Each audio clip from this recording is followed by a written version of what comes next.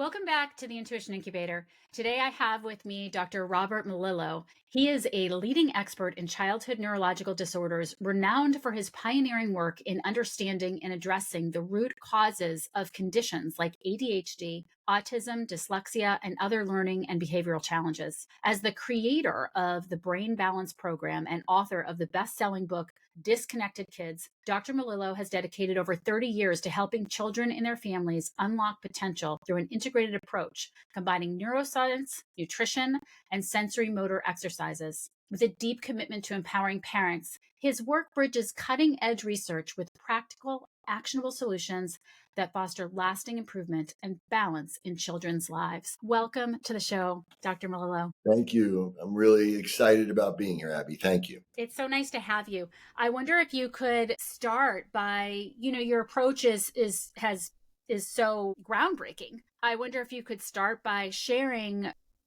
a little bit about what the approach is, but then also what rabbit hole led you to these discoveries. Sure. Yeah, I've been a clinician for over 30 years and I started in chiropractic school, and I went there because as an athlete, I was always into diet and nutrition and exercise, and a chiropractor always helped me the most. And so I wanted to do something like that, like sports medicine type of thing. When I was in chiropractic school, though, I still think most people don't realize that chiropractors were like the first neurologists, right? They were really it's really founded in neurology and the basis of neurology and the nervous system as the basis and foundation for all health. And so I fell in love with neuroscience and neurology when I was in graduate school. So I always wanted to find a way of combining neurology and rehabilitation, almost like a sports medicine type of approach to neurological issues. And then I immediately when I graduated, I went into a subspecialty and became board certified 3-4 years later in neurology, right? So there's a subspecialty. And then I did another subspecialty in rehab. And then I did a degree in rehabilitation neuropsychology, and then eventually got a PhD in developmental cognitive neuroscience. So Wow. I've done all of that in my career and all during that time. So I've always been doing that. But after I was in practice for about 10 years, I was approached by someone whose child had been diagnosed with ADHD. And they wanted to know, they tried all the traditional stuff and it wasn't working. And she said, I don't know about anything else, but I hear about other things like diet and nutrition and different exercises and sensory stimulation. And she had met my wife, and my wife had said, why don't you speak to me? And I said, okay, well, at the time, I really didn't know what ADHD was. I was already teaching clinical neurology. I knew a lot about the brain and the nervous system, but I hadn't looked at that specifically. And so I said to my wife, I don't know, like, I'm really busy now and you want me to kind of take this on. And she said, I have a feeling that you're supposed to do something with this. So just help this woman. And I said, okay. So I started looking into it. And then a few days later, I went to my son's first parent-teacher meeting I'd ever done. And the teacher during that meeting said, I don't know how to say this, but I think your son might have ADHD or something like that. He's very hyperactive. He won't sit down when the other children will. He's very creative and very sweet and everything, but, there's something different. So the first thing that popped into my head was, well, what is that? What's different? Like, what is actually going into his brain? What is ADHD? As a rehab neurology person, I was like, just let me know what the problem is so that I could try to rehab it in some way. So I went to different colleagues of mine that I thought would know that answer, because also right around that time I was driving to work one day and I heard, and this was 1995, I heard on the radio that said the use of Ritalin from 1990 to 95 had gone up 250%, and no one knew why. So I was like, wow. And I know that a lot of my parents in my practice had been coming in talking about their child being diagnosed with ADHD. It seemed to be this big spike going on. So I thought, I went to pediatricians, pediatric neurologists, and I said, what is it? What's happening in the brain? They all looked at me and said, I don't know. I don't know if anybody knows that. And I said, all right, why do you want to know? Because my son was diagnosed and I want to help him. And they said, well, there's nothing you can do about it, just medication. Right. I said, wait, you just told me you don't know what it is, but you're absolutely sure you can't do anything about it? And meanwhile, I knew that they didn't really know a lot about how the brain works, like I was starting to. So at that point, I realized, all right, I needed to dive in here and really focus my research on this. And, 10 years after, I published a book called Neurobehavioral Disorders of Childhood and Evolutionary Perspective, which is still a leading selling textbook in the field and was 20 years ahead of time. Matter of fact, we were just asked to write the second edition of that book. And during the way, I developed a program for my son and for other kids that I believe was based on that research. And that is what led me to here. And I've never stopped since. Wow. It's funny. I was a psychotherapist during that time in the 90s, and we saw so much, the psychiatrists were just prescribing Ritalin, and this explosion of that diagnosis. So interesting. But what's also interesting is what I heard in your story is that there was multiple synchronicities that led to this path that you went down. And one was your wife's intuitive feeling, like, I just have a feeling. Absolutely. Yep. And Right. that really resonated with me because, when this person said, I think your child has ADHD, like most parents, first of all, I felt like embarrassed or like that I had done something wrong, Yeah. that it was my fault because I was working so much trying to build, my family and my practice. And then there was a part of me that, also was embarrassed as a professional Yeah. because I'm supposed to know a lot about neurology and I don't even know what this is and I don't recognize it in my own child, Yeah. right? Like somebody else has to tell me this. But then I heard my wife's voice and I looked at her and she looked at me like, I told you, this means something. And I said, okay, this is a message. And so I'm supposed to do something with this. And that's where that it ended up being my life's mission. I really appreciate your saying that and your vulnerability and sharing that. And, I always share that, it was very similar for me as a couples therapist when I got divorced, Right. and it was just so humiliating. Right. And I really like to highlight those moments on this show because, particularly with people that, have accomplished stuff that you've accomplished, like you've accomplished. And well, guess what? Like even we all have this human experience and this conditioning that we have, especially when we're high achievers and we're out there doing big things in the world. And I feel like that cannot be underscored enough for people to hear it because there's no shame in any of this. And the less shame we could walk around with, the better the human collective, I think, would be. Absolutely. And you're absolutely right. And that's why, I always try to relate to the families that I work with that, this started for me as a parent like you. I was in your shoes. Yeah. No one could give me answers. And the first question I ask most people when I see them from all over the world is, has anybody tried to explain what's happening in your child's brain or in your brain if it's an adult? And the answer is always no. And so I said, okay, that's where it started for me. And I've spent my life trying to answer that question. And I believe I have answered it as well as anybody, but also come up with a way, because if you don't understand what the root cause is, then you really can't know how to change it. And if you're not literally changing the brain, then all you're doing is really just managing symptoms. And that's fine. But I think most people, given a choice, would prefer to say, what's the root cause? And I think, being vulnerable and letting them know that it's not your fault. Yeah. And I went through this and I know, I think that's really important for people because most of the parents, when I come in here, they feel like they're totally alone. Nobody's explaining things to them. Nobody really understands them. They feel like they're out there, on a high wire, and they're in this kind of vigilant state of stress and anxiety. And I want them to know, no, you're in a safe place and we're never going to judge you. And that I've been there and that I had answer questions that you have.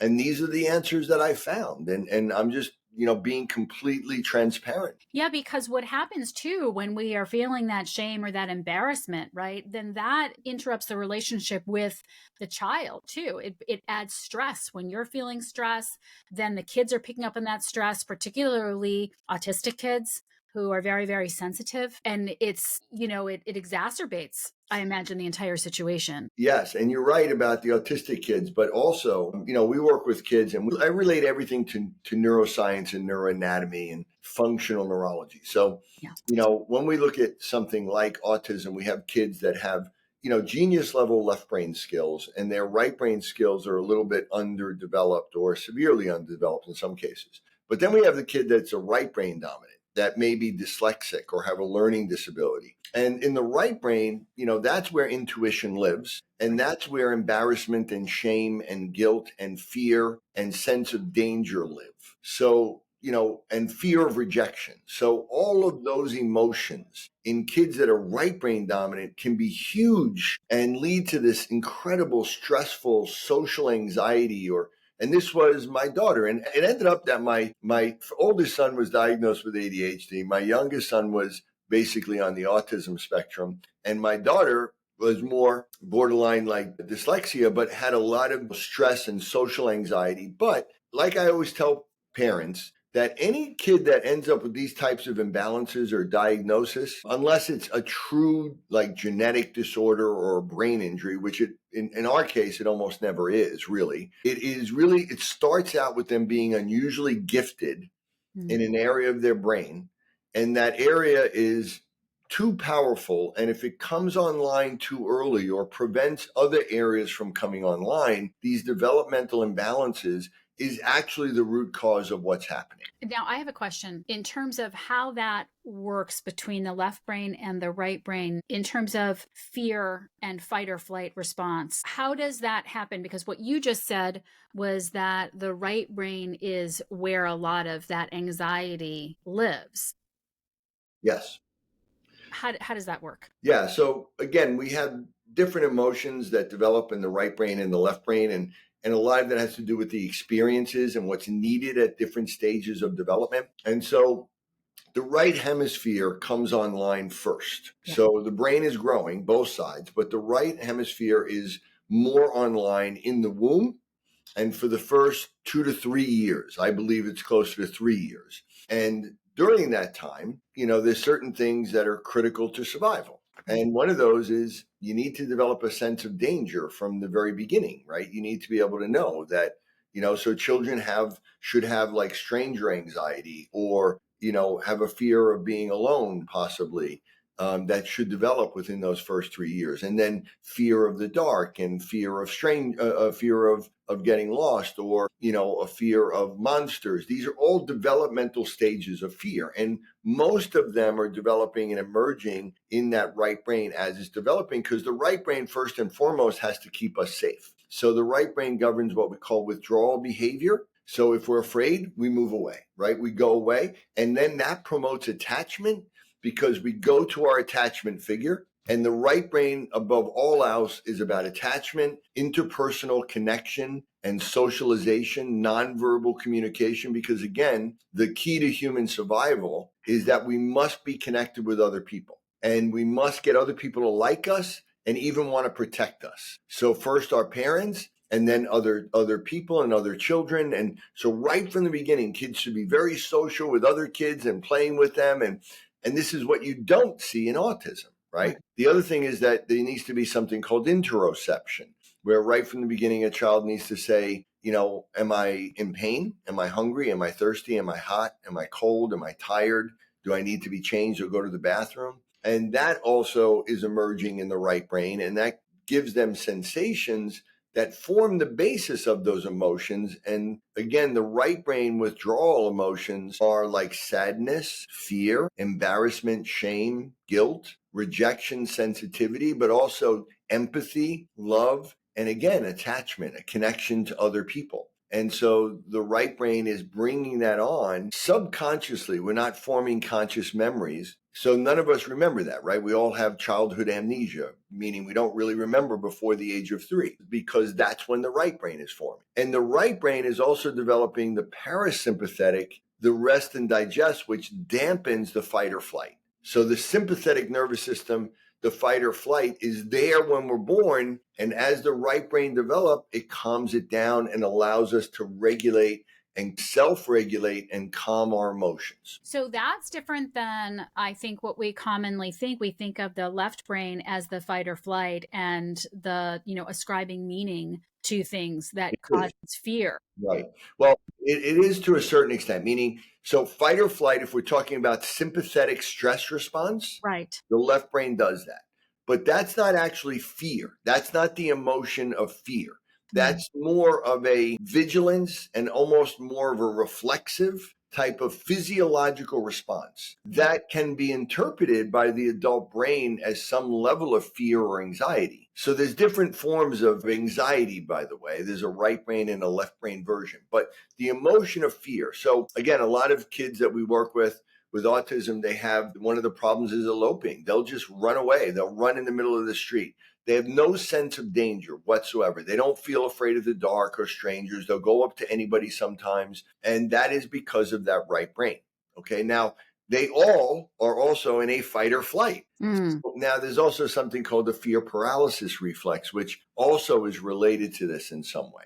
But in general, the idea of a sense of danger, like my daughter, we never knew this till later. She wouldn't sleep when she was a child. And we didn't know why. And later on, she said because she always felt like I was going to die, or my wife was going to die, or someone was going to break into the house, or there was going to be a fire. And she could not get over that sense of fear and danger and foreboding. Yeah. And it always gave her this sense of anxiety. You know, I asked you before we were on if you were familiar with Susie Miller, and she works a lot with autistic kids as well, but through telepathy. And so she wrote a book called Awesomeness. And I interviewed her yesterday, which is just such a bizarre coincidence that you both have this specialty. And so she is talking about that these kids in the energetic realm they're vibrating at a higher frequency, and they're here to bring us to a higher consciousness. And she literally in the late 80s had, a transcendental experience and has been working with these kids and families since then, and sees behaviors from a completely, change from a completely different success area than yours, where they're helping the parents integrate their emotions and the kid is responding.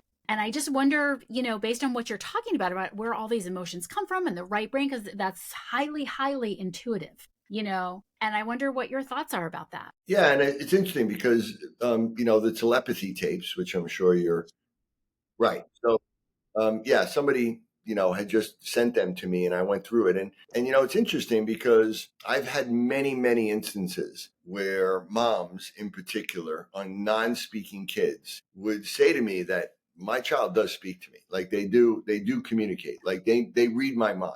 Yeah. And they're afraid to say that to a lot of people. And I understand it. And it's very interesting because on the other hand, what we do know is many of these non-speaking kids, again, they lack self-awareness. They lack real intuition. And so, but I always say that any child with autism is really a left brain genius, right? So their left brain skills are like superhuman, literally. I'll give an example. I had a kid that was 8 years old from New Zealand, and we've been working with him virtually with another doctor, and completely non-speaking, hadn't said a word.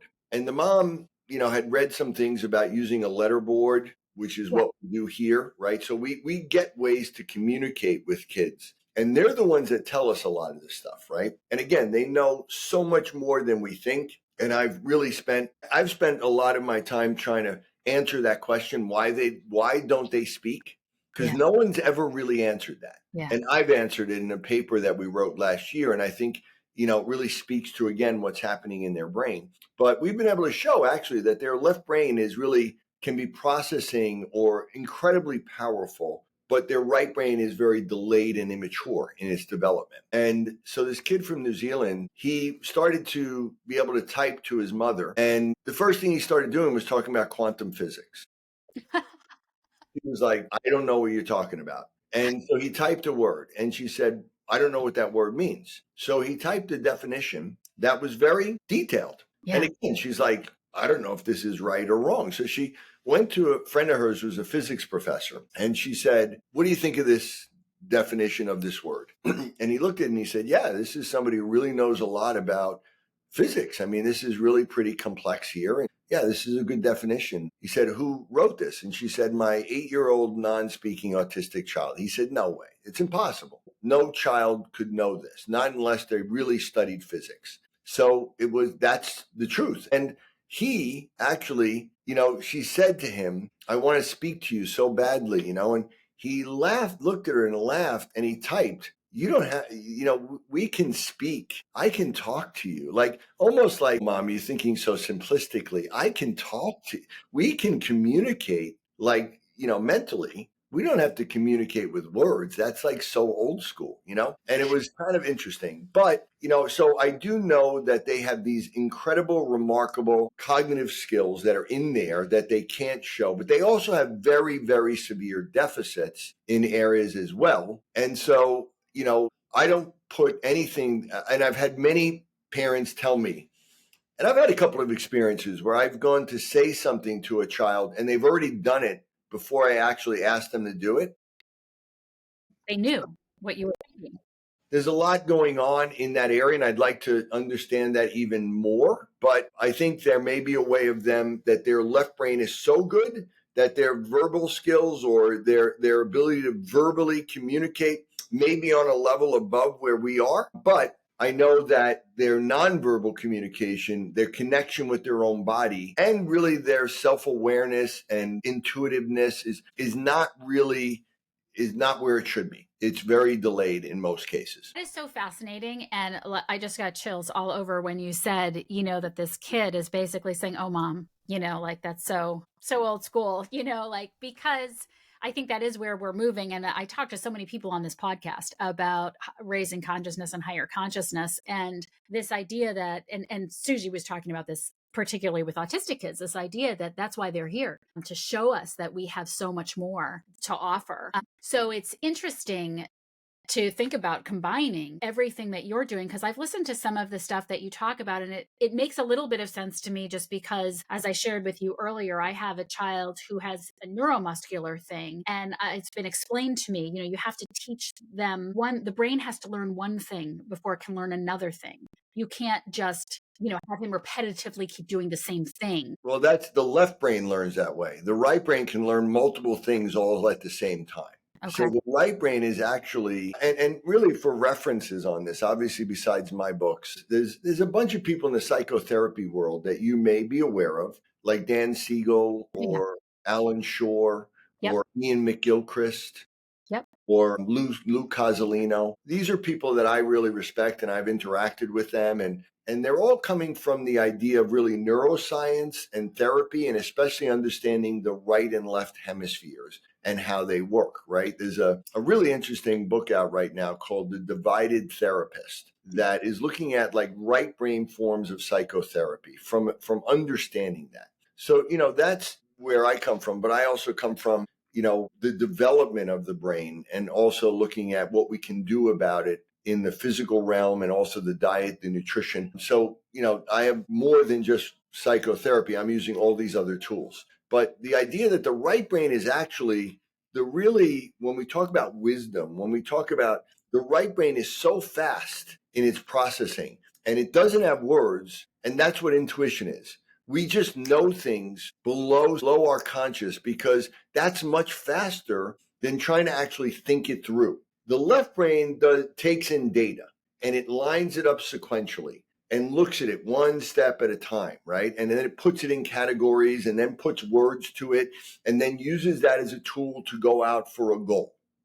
Okay? And the left brain emotions are primarily either joy and happiness or anger. And anger is really the only emotion that's really more left brain. The right brain is really more about connecting with other people. The left brain isn't really that interested in other people. It's interested in its goals and its things. And again, it's only interested in really expressing its needs as little as possible. Would you say ego? It's interested in it is the ego. Is ego, the right brain is id. Right. So if we look at it that way, and so the right brain is actually physically usually bigger. It comes online first. It usually should be the dominant side of the brain to control. When we look at things like tics and stimming and stereotypical behavior or stereotypies, abnormal habit formation, OCD, all of that is from overactivity in different areas of the left side of the brain, right? Like Brodmann area 6 on the left side. When that's overactive, its connection to the basal ganglia produces tics, repetitive movement,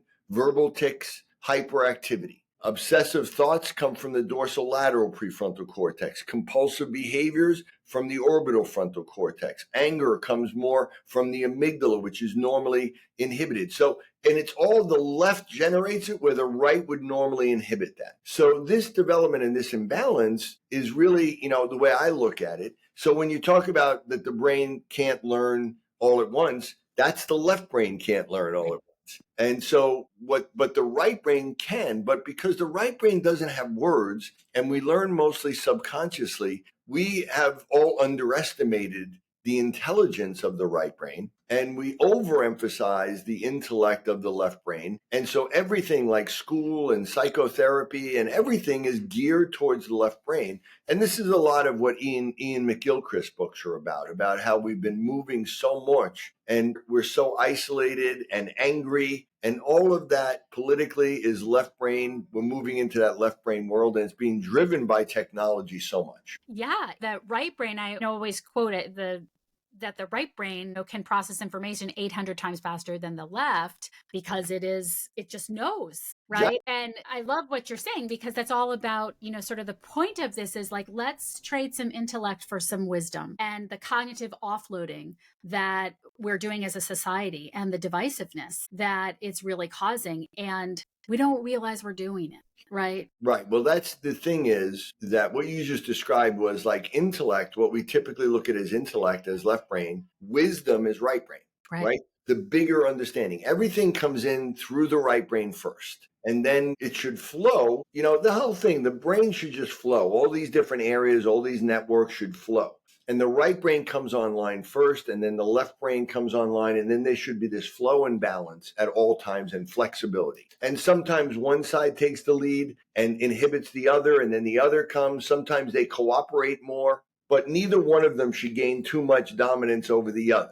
Okay. And so what we see is that everything comes in through the right and then should flow to the left where it's stored in memory and it's analyzed and it's again categorized and it may be used and we may generate words about it and set goals and be motivated to go for those goals and then form habits, all those things, right? But then it needs to come back to the right brain. So we put that in the context of the world and of our life and of what it means. Meaning, right. And so initially, like you said, intuition is really the subconscious nonverbal knowing that is so fast that words would be too slow. And that's what happens when you get someone that's really right brain gifted, like most people. My daughter is an incredible singer songwriter. And she's in Nashville. And all of them down there are these big, huge right brain people. And they all have these anxieties and these insecurities that they don't want to talk about. And they're all incredibly intuitive. And they all have this, right? But many of them have been diagnosed with dyslexia, learning disabilities. They've been told they're not very smart. Athletes have been told you're a dumb jock. And what I believe is happening is that the right brain learns things so fast, as you said, and so all at once, and it automatically knows the answer. And then in the left brain education system, we're being told, okay, now put it into sequences, do it slowly, explain it to me slowly, consciously.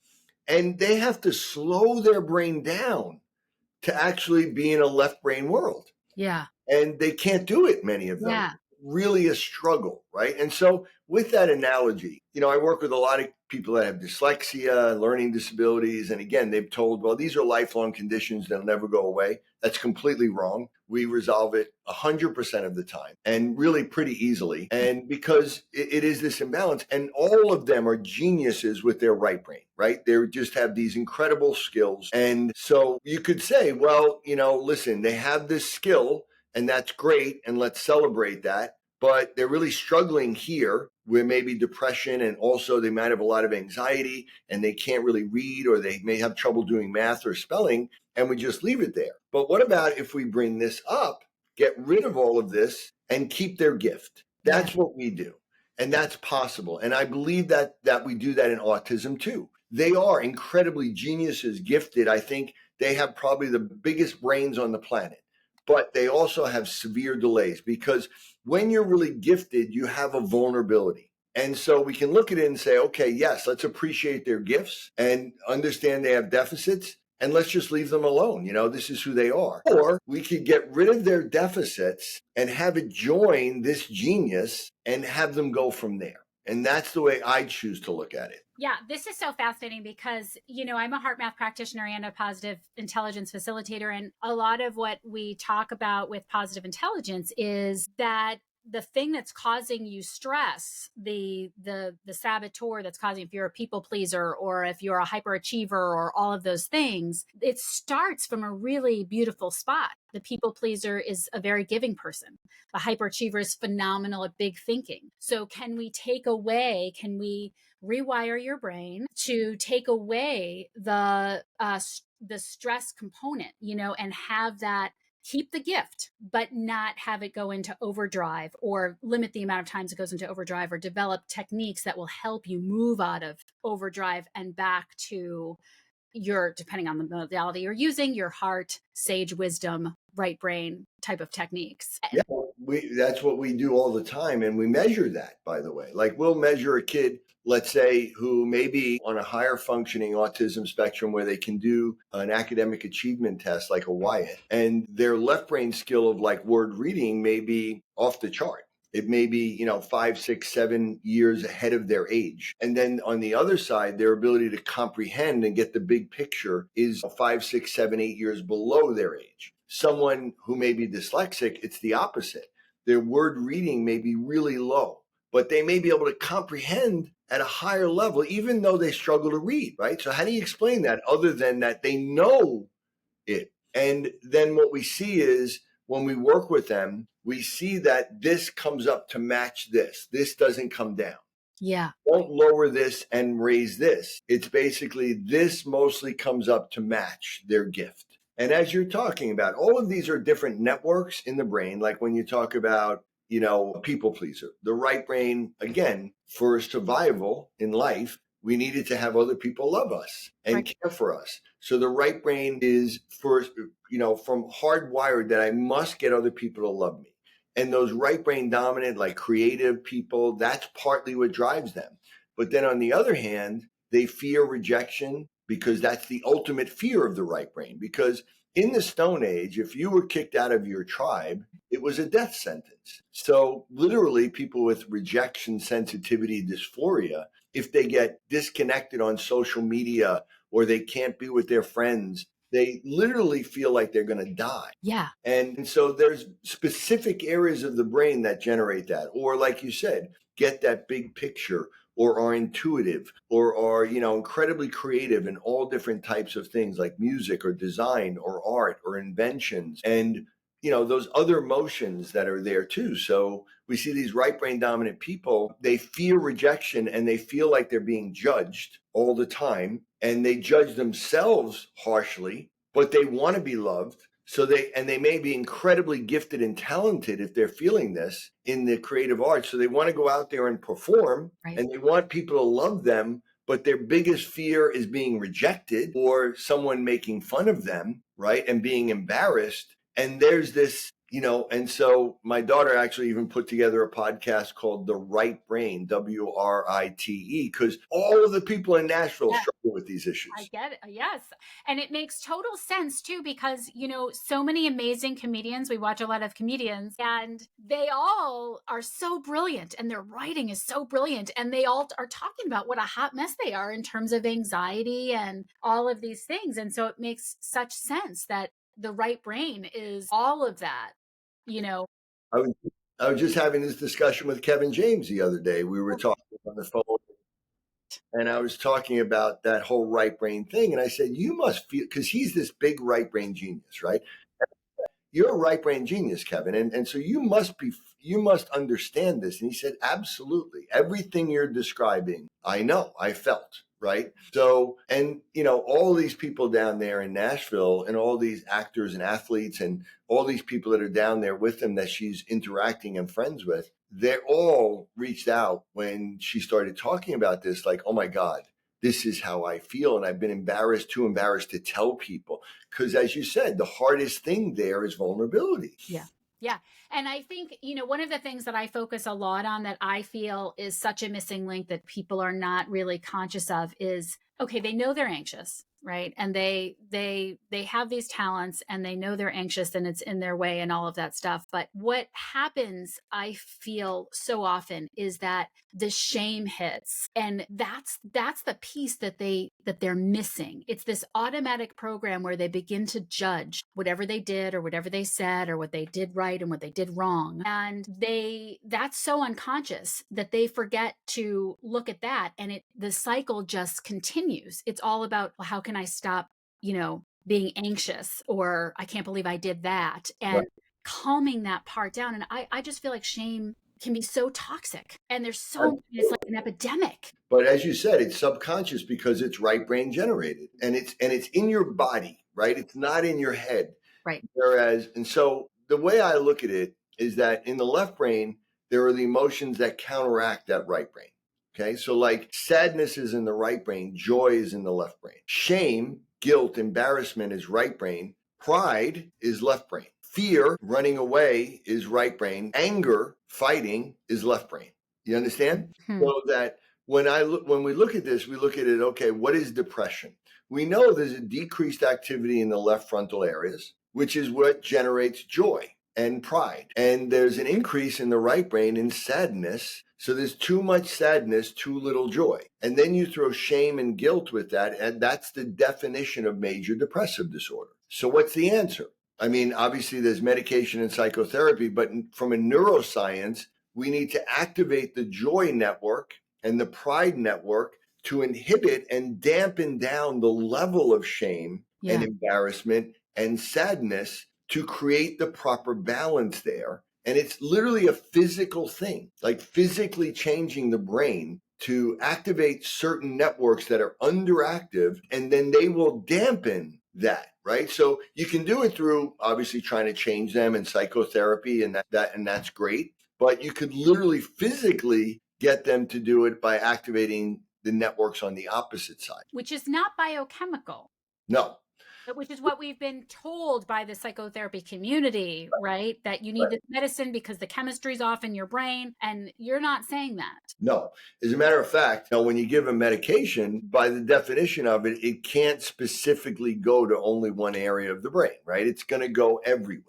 But if we do specific brain stimulation activities in the motor realm, in the sensory realm, in the cognitive realm, in the emotional realm, then we can target specific areas that we can increase, and then we can actually quiet down or slow down other areas on the other side. But there's also this bottom up, top down part, right? So there's what we call vertical integration, where all of this develops in childhood.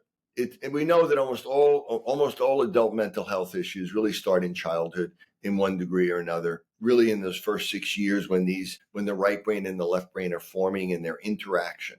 And so it starts in the brainstem and builds its way up, and then it grows, and then it comes down and it regulates everything: our immune system, our digestive system, our detox, everything. And at the same time, the right brain is developing first, and then the left brain, and then they should have this dynamic balance, and they specialize, and they become more and more and more specialized, and more integrated. Anything that interferes with that is a problem and so we have to look at the foundational problem as well as address what's happening in the brain.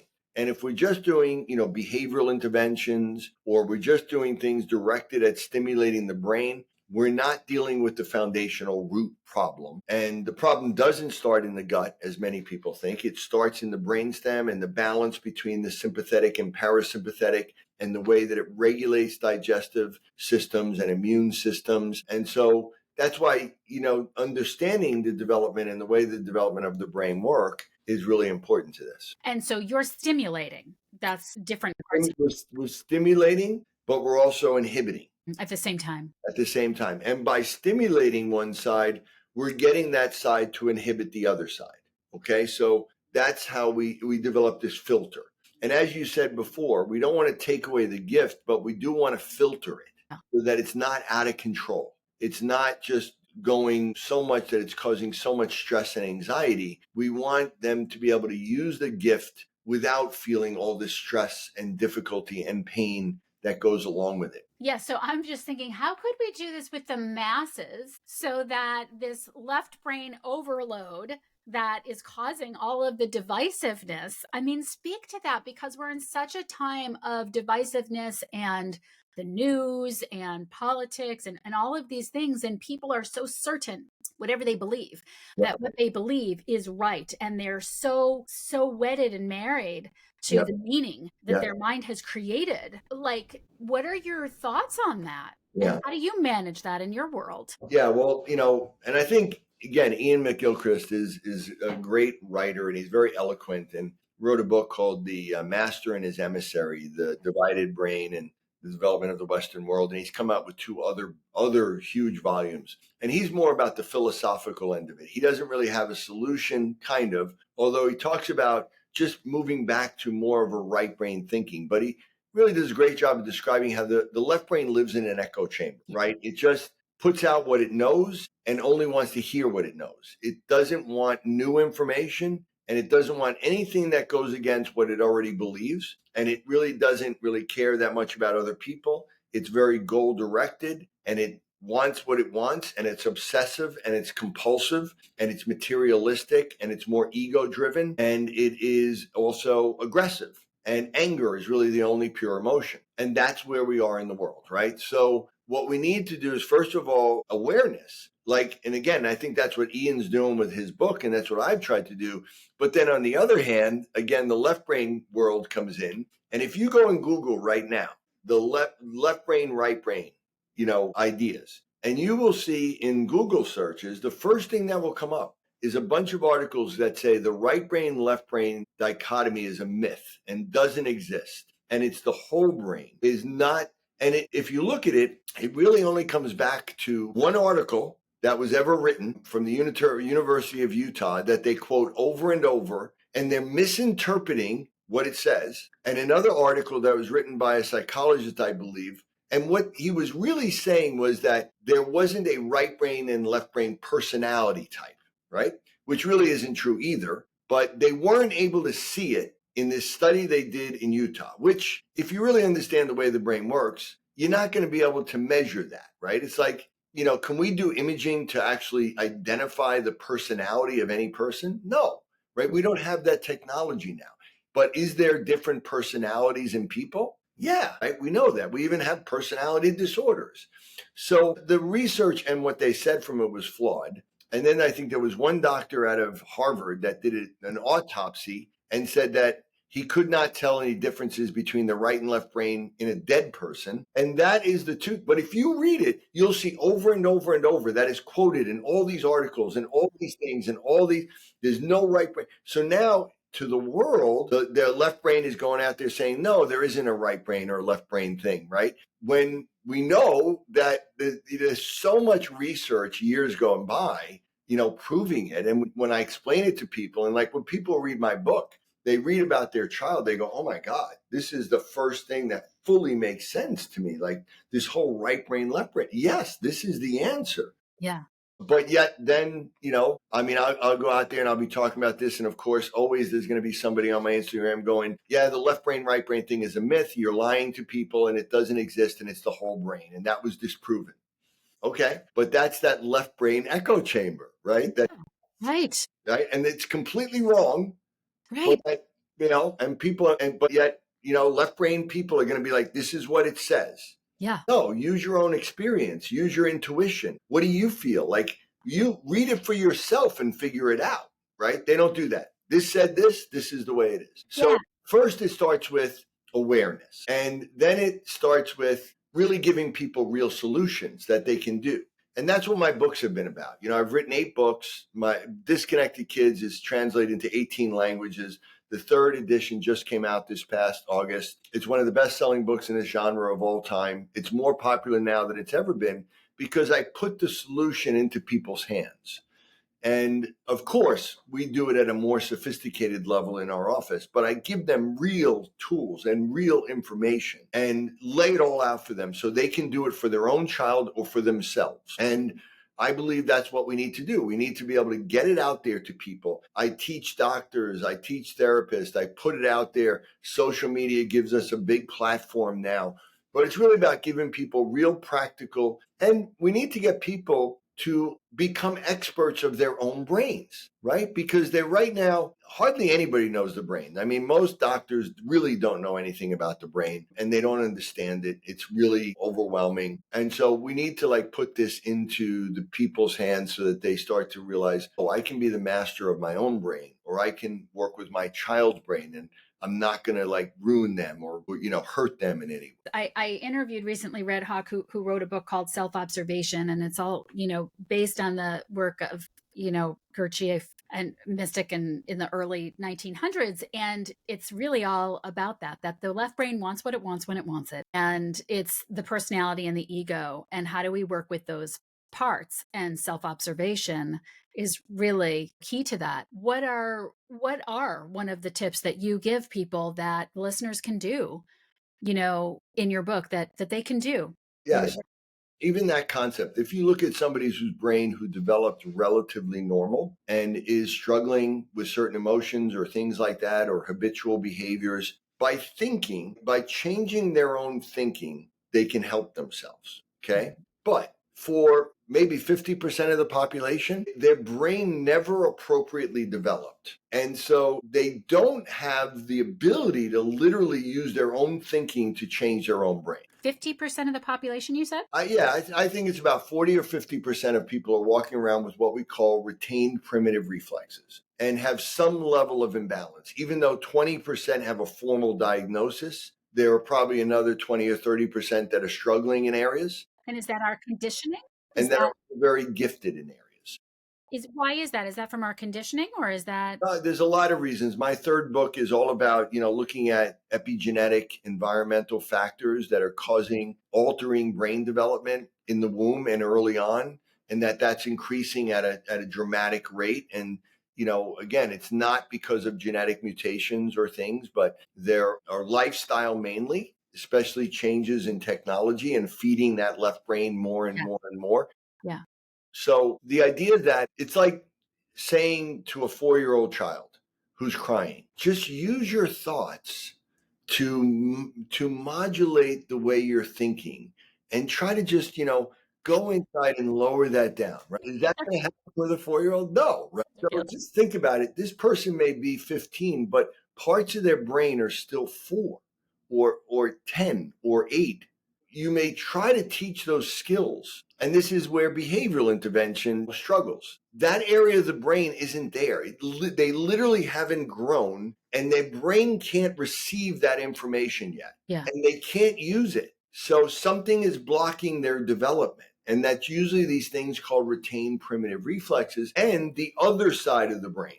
So we need to physically change the brain. We need to remove what's blocking it. We need to stimulate it to get it to grow in a very specific way, not generalized. Right. And we need to achieve this balance. And then as these cognitive skills start to emerge from the brain that's growing and maturing, then they can start understanding those concepts and say, okay, now I maybe can use my own brain to aid myself. Most of these kids and the brains are so immature. And that's what our research has shown. I mean, we've proven this extensively, that what is actually happening, because there is no damage in autism to the brain. There's no brain injury. There's no genetic mutation the majority of the time, 90 or 95%. There's no metabolic disease, even though there may be alterations of their metabolism. So what's the problem? The problem is this immaturity in the brain where it's not maturing the way it should, and then this imbalance that develops, and this immaturity imbalance. And so it's a maturational delay and imbalance. And when the brain is still in certain areas in a very immature state, you're not going to be able to reason with it. They don't have the ability to understand or to do it or to receive it. A parent may be giving all the right signals, and yet the child might look like they have an attachment disorder, not because the parent is producing an attachment disorder, but because the child can't receive the right signals from the parent at that time. Yeah. Yeah. One thing that you said that I really wanted to highlight, that I love, is this idea of like, test it out for yourself, right? And this is something that we talk about all the time. Like, don't take anything that anybody says. And you talk about this one paper that's been over and over and over again, which I think is so much of why we're in this debacle that we're in now with the mass media and all of these things. We have so much access to information, and we just take it. And same thing, like clients, like I'm sure you have this experience too. They just say, "Tell me what to do." Oh, I'm not going to tell you what to do. You gotta use your intuition. Let's try some things and then test it. Don't trust me. Right. Yeah. And I've had, in the media, I've had a lot of people write articles about my work, and it's funny, they'll say, "Oh, we went to this pediatrician, or we went to this doctor, or this professor of psychology, and they said that they don't believe you're right, and they believe that you're too simplistic or whatever." And I'll say, "Okay, did they read any of my work?" "No, they went to your website. Yeah. They saw a YouTube video." You kidding me? Like, if I'm a researcher, I've written over 100 scientific papers.